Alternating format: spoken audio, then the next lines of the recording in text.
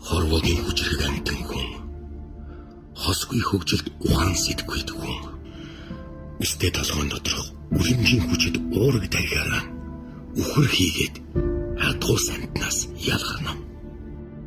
Гэтэл агуй тэр хүн гихчийн махан бие хүсэлт ачаалан мал хийгээд араатнаас ч дор бидний дунд алхаж явна.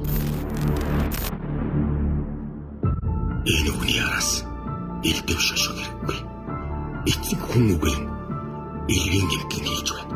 Амт хүүтэй үтгэлэн гэлэгдв ятал. Аав нь охиноо ахан дүүгээ буцалж арч хүрээгүй хүний лаврсыг алгаж гадаа хонолж яалж яс бүхнийг хэмжиж хүчрхийлж хүрээ бицэн амин тасалж шараад бич. Өөрийгөө хамгаалах чадлагүй өрөвдөж хайраар хэмжиг өмөлцөж өвдөж айж уйгүй нэрчэмжин ботор гахаж өрч зүгч утгаандчихсан байна. Урчластаж байгаа тэр хүн харатны улангасан тачаалын дор амтан төслөгтэй хамгийн сүлжээ амьсгалаа ихэр татан авч хар нялхаараа итгэн ичийлэн дуудсан байна.